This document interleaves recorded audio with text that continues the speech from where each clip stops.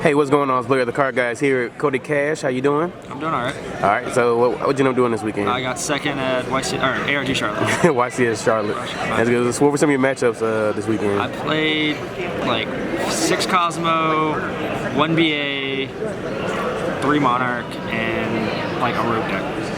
Okay, pretty much. So like, what deck did you end up playing this weekend? I played XYZ Monarchs. How'd you like it? It was all right. All right, favorable matchups against like Mirror, Cosmos, all that? I'd say my best matchup's Cosmo, and then it's all right in the Mirror. Okay, gotcha. So let's get into it. Let's see what you played. So start off, you got 3 Erebus. I mean, best card in the deck, or best monster in the deck. Just broken. And then 3 Aether. Just allows you to play on your opponent's turn, which is always good in Yu-Gi-Oh! 1 Thessalos, because if you open this card in Erebus and like a way to summon both, you just win the game. Because like just being able to look at your opponent's hand just broken, so watch out, Dust Shoot's banned. 2 Karaz, just for the mirror, so that way like you can Aether in the Karaz, blow them up, and then they wasted like they neg.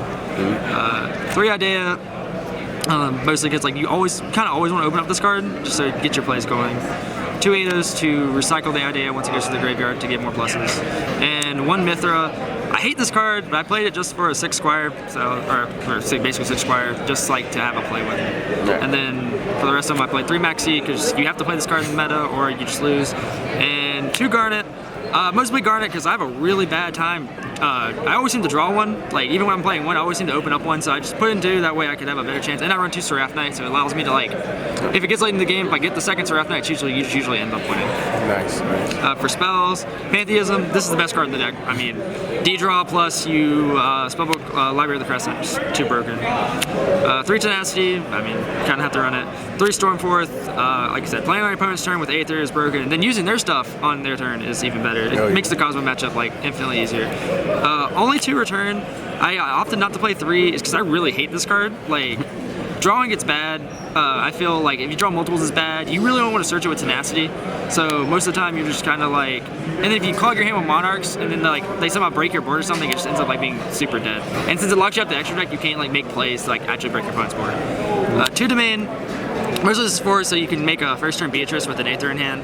Also, like, this card came up pretty frequently that I ran the second one, just because, like, a lot of times you would, like, I'd bait out Infinity by using this card, and they'd, like, just negate it, and then I'd play the second one and just kill them. 1 Frost Blast, basically it was just because a lot of, like, Cosmo decks were still running traps, and then the PK Fire matchup, you just pop their trap, and then you just can go off without being worried about getting Chaos Trap. And then 3 Brilliant Fusion, because, I mean, it's just good. And then lastly, 3 Prime Monarch.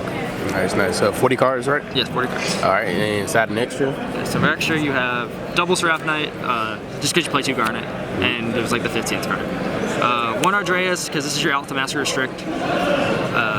Double Volca. This didn't come up as much today as it usually does, but basically it gives you out to like problem cards, and then you can overlay into Gaia Charger. 1 Beatrice, mostly because you have like a bunch of level 6 Monarchs, especially once you see the side deck, and so it allows you to just make plays, and then you can start pitching stuff like Idea, and just getting more profit. Okay, number 21. All right, so you know everybody's gonna ask about this card. So what is the deal with this card? All right, so the deal with this was like, especially against BA, like all the Dantes go to defense, and they'll usually put Beatrice in defense against you. You go Volca or Pleiades, and you bounce something on their board. You overlay into this by detaching one of the XC materials. You pop all the defense position monsters, and then you overlay into Gaia Charger, and then you basically just clear the whole board for free. Oh my god, it's so good. 1 Gaia Charger because like you just have to overlay over Volca or Frozen Lady. 1 Durandal. I thought this card was like really broken going into the event, but then I realized I just never made it. And I was like, okay, it's decent, but like there's a lot of times where you can't use this card. Like it's decent against Cosmo. If you make it against Cosmo, it's really good. But other than that, it's kind of got mediocre. And then the cards like Hope Harbinger, never made it. It sometimes comes up in the mirror, but like rarely ever I notice now. And then Felgrand, I made this a lot in the mirror just so I couldn't get Stormforth, because like I'd be worried about that. And then Double Pleiades. This card's probably like the best. Like I think this is like the most used extra deck card this weekend, just because against BA you can just like spin their Dantes and stuff. And then 1 Shark Fortress, just so you can do like if you in the mirror and stuff, like it's really hard once they start going off for you to win. So you just like use this in a Monarch, and it's exactly 8k. So you just use this to like basically 2k. And then 1 Pilgrim because you play Beatrice, like that never came up. Then for side deck, 2 Flying Seas. I chose this over the Winter Cherries card because basically you combo this with Pleiades and you get a lot of effects off of it. And basically keeping your like a Floodgate card like this is just really good. Like, and it's also decent once they set up, so you don't have to like worry about just opening this turn 1. 2 effect Veiler for the mirror. Like I set up Max E in the mirror because I just don't think it's a good card. So you just play this and basically you're allowed to stop them from playing. Because if you stop them and then go off, you usually just win. 2 Gamsil.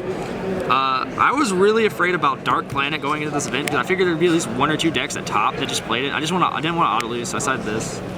2 Majesties.